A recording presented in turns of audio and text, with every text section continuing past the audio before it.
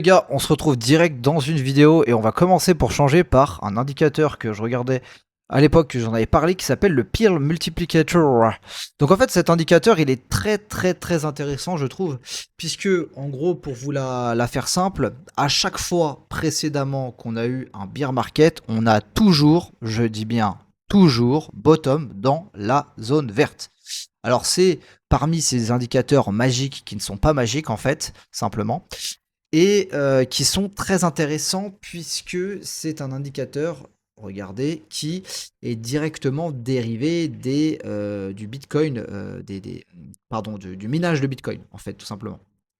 Donc, il nous dit que la valeur green indique une sous-valorisation historique du Bitcoin et en rouge une survalorisation excessive du Bitcoin, à savoir que la zone blanche, elle, est plutôt la zone médiane. Voilà. Et donc, globalement, bon, ça, c'est pas très. Alors, c'est intéressant, mais pas très intéressant. Ce qui m'intéresse plutôt, c'est cette bande verte et cette bande rouge. À savoir que la bande rouge, on y va de moins en moins, on voit qu'on y va presque plus. Donc la bande rouge, je pense qu'on n'ira plus vraiment, on ira un petit peu avant. En tout cas, cette bande verte, elle m'intéresse énormément, puisqu'on a toujours bottom dedans. Alors plus ou moins, regardez que la dernière fois, on s'est arrêté seulement à la moitié de cette borne verte, pardon. Et d'habitude, on va carrément presque toucher le fond. Donc je pense qu'on peut s'arrêter peut-être par ici. Mais du coup, qu'est-ce qu'on peut noter? Bah attendez, est-ce qu'on arrive à bien voir? Je vais regarder avec vous. Voilà. En fait, ici, on peut noter, les amis, que on est vraiment dans cette tendance de ce bear market, en fait, cette tendance baissière. Et ici, on a un regain qui vient d'être ravalé d'ailleurs. Et pour moi, du coup, c'est mon avis, je pense que le bear market, donc la fin du bear market, aura lieu en fait, comme en 2022, tout simplement. On ira faire un petit tour, on ira faire un petit tour prolongé, je ne sais pas, peut-être de quelques semaines, quelques mois, ou peut-être juste un petit pic. Mais on ira se rapprocher de cette zone verte, un minimum de rentrée dedans. Et pour moi, tant que le Bitcoin, du coup, n'atteint pas, je pense, les 55, voire les 50 000, voire même les 45 000 entre, allez, pour moi, vraiment ma target de bottom, c'est entre les 40 et les 50. À mon avis, on sera dans cette zone verte. Et ben, je ne pense pas que ça sera to the moon. Voilà, je sais que c'est pas l'avis qui vous fait plaisir. Moi, je suis là pour vous donner mon avis perso. Je suis pas là pour faire des heureux. C'était ce que j'aurais voulu entendre le bear market précédent. Ça m'aurait fait perdre, ça m'aurait évité de perdre beaucoup d'argent. On se retrouve directement. On va commencer, tu sais quoi, par le prix de l'oil. Alors en 1 heure, c'est pas forcément pertinent. En 4 heures ou en daily, ça l'est un petit peu plus. Alors là, les amis, bah, je vais pas vous mentir, je ne m'y attendais pas. Je vais être honnête avec vous, je ne m'y attendais pas. Je m'attendais plutôt à un rebond dans cette zone, donc de FVG, ce qu'on a fait, et un rejet pour l'instant. On est quasiment en train de la passer. Euh, je ne comprends pas. Je ne comprends pas ce qui est en train de se passer. Alors, la situation n'est pas terminée, etc. Le prix du pétrole continue de grimper, mais enfin, c'est énorme. De 79 à 103, enfin, c'est 25 points presque. C'est du délire. Le Bitcoin, l'Ethereum, on est venu retracer. Alors, on va regarder ça juste après, mais je vais juste finir là-dessus. Les indices, donc, ce qui ça serait intéressant de faire, on va le faire vite fait. Je sais que il y en a que ça n'intéresse pas. Je vais juste décaler cette fenêtre, comme ça je vais pouvoir voir la date exacte du bottom. Donc le bottom c'était le 30 mars 2026 et entre temps on a pris 20%. D'accord? Donc on a pris 20% sur Nasdaq le 30 mars le bottom. Donc je veux juste voir l'oil à combien il était le 30 mars. On va retourner du coup le dégage de là toi, merci. Le 30 mars. Le 30 mars, tac, 30 mars. On était ici. Ok. Donc en fait, le 30 mars, on était au même prix. Ah, c'est complètement fou. C'est fou ce qui vient de se passer. C'est-à-dire au 30 mars, le pétrole était à 100 dollars. Je la refais. Le pétrole était à 100 dollars. La situation était tendue. Donc comme maintenant. En fait, comme maintenant. Comme maintenant. Il y avait un peu plus de drones, un petit peu plus d'incertitude, mais globalement, c'était la même chose.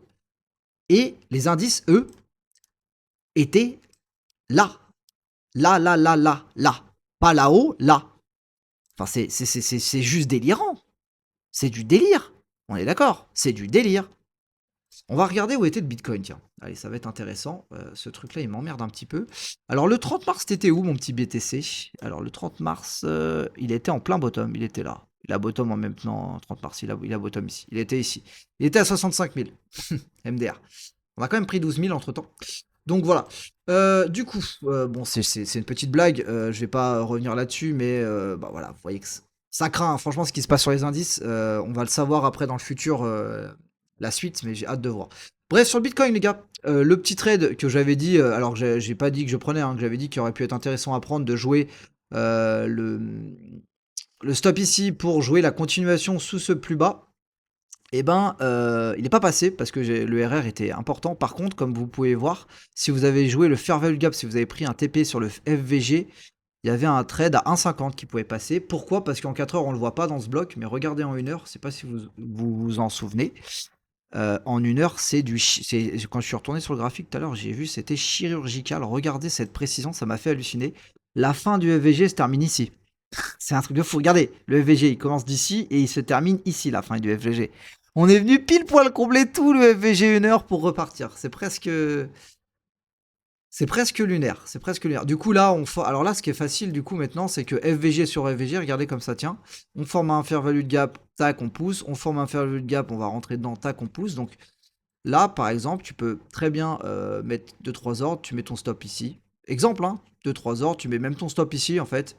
Et tu joues la continuation du mouvement. Ça pourrait m'intéresser de le faire, hein. Tu risques pas grand chose, tu mets 1, 2, 3 ordres, hop, un petit stop loss ici, et tu joues ta continuation de mouvement dans la FVG. Après, il y a eu un double et une petite réjection, donc peut-être que là, on est parti. Je vais enlever du coup, on va dire que c'est un trade perdant. Moi, je l'ai pas pris, mais voilà, c'était une idée de trade. Soit on peut faire ça et puis repartir, soit on peut tout simplement faire un truc comme ça et voilà. Après, on peut aussi descendre, hein, c'est pas le truc, mais là, il y a une FVG, là, il y a une FVG, donc ce qui est plutôt probable, c'est de faire ça. Et tu peux mettre ton stop loss ici. Ou bien, si tu vois que le prix il fait quelque chose comme ça, on peut rentrer dans cette FVG également. En tout cas, voilà. Gardez en tête quand même, les amis, que le flux sur Bitcoin, alors là, c'était un petit flux, on va dire, horaire baissier. Là, on vient de casser d'ailleurs le dernier. On a fait la bougie. Donc là, en fait, on a ce qu'on appelle un changement de. On a un changement de flux, c'est-à-dire que là, on passe d'un flux baissier. Je vous refais le truc. Petit flux baissier, tac, tac, tac. Et regardez ici. Alors, c'est pas ici. C'est pas ici. Par contre, là, le creux ici, c'est un nouveau creux. On peut le considérer. Ici, on fait un nouveau sommet plus haut que ce creux-là.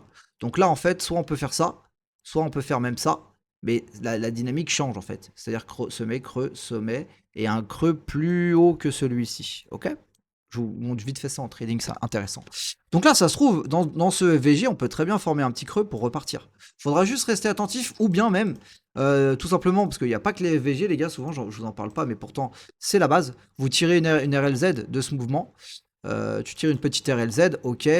Voilà, donc il y a les 38.2 qui peuvent faire office de. Donc on irait travailler tout le FVG en fait, un peu plus, tac, voire sinon, bah carrément. Bah après, vraiment, c'est vrai que si on tire tout le mouvement, ça nous ramènerait carrément là-dedans. Donc dans ce bloc, si je me mets en 4 heures, on va se mettre en 4 heures, regardez si on n'a pas autre chose d'intéressant. Non, on a une FVG là, c'est plus clair en 4 heures ce qui se passe. Donc logiquement, un retracement avant de repartir, ou pas, hein, on peut très bien, voilà. En tout cas, voilà, c'est vrai que la FVG là, elle est vraiment, elle est trop basse en fait, elle correspond pas. J'aime bien quand les RLZ correspondent aux FVG, c'est pas le cas là.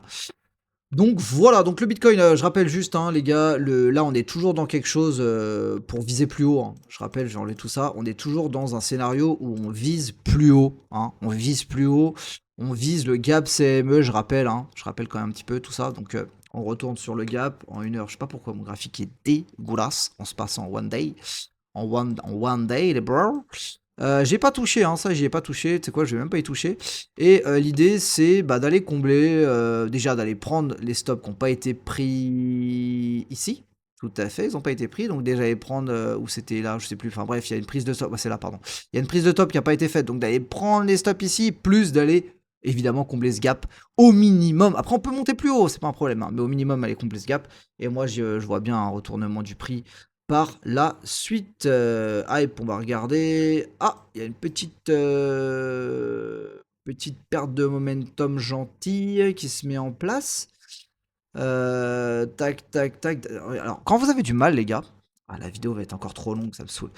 Mettez-vous en ligne, les gars.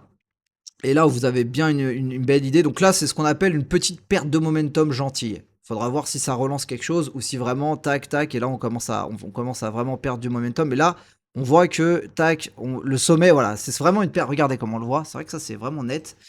Là, on a vraiment regardez. Ouais, c'est super. Avec les lignes, c'est super incroyable. C'est net. Regardez ici. Attendez, je vais reprendre mon pinceau. Ici, on a vraiment ce momentum de hop, hop, on monte vraiment fort, tac, on monte fort, tac, tac. Et là, vous voyez qu'on monte, vous voyez qu'on on monte beaucoup moins fort. Et comment on voit qu'on perd du momentum? C'est super simple. Déjà, il y a le RSI, etc. Mais il y a un autre outil, un autre truc, c'est que là, vous prenez le sommet ici, vous tirez une droite, regardez, tac, tac, on va s'appuyer dessus. Donc normalement, on aurait dû faire ça, en gros. Et là, on voit que on est en train de galérer, voire même péter le truc. Donc là, si on commence à faiblir, ça nous indique que ici il se passe quelque chose. Et d'ailleurs, si bah, c'est ce on va faire le boulot vite fait. Tiens, on va se concentrer sur hype vite fait aujourd'hui. Alors on va repasser du coup, attendez, 2 secondes, 2 secondes, 2 secondes, tac. On va repasser en bougie, bougie, bougie, bougie, bougie. Ouais, non, c'est pas bon. Attends, bougez pas les gars, bougez pas, bougez pas. Tac, bougie, bougie, bougie. Merci. On va se mettre en weekly pour avoir une vision un petit peu plus globale de tout ça. Voilà, c'est nickel. On va tirer peut-être un FBG. On va tirer, pardon, une zone. Donc, on va tirer cette petite zone à peu près du top ici. Ouais, allez, à peu près à la mèche. À peu près. Tac. Ouais, en vrai, on a déjà touché, hein. On a déjà touché la FVG en fait de tout le mouvement. Si on tire vraiment le truc nickel, voilà.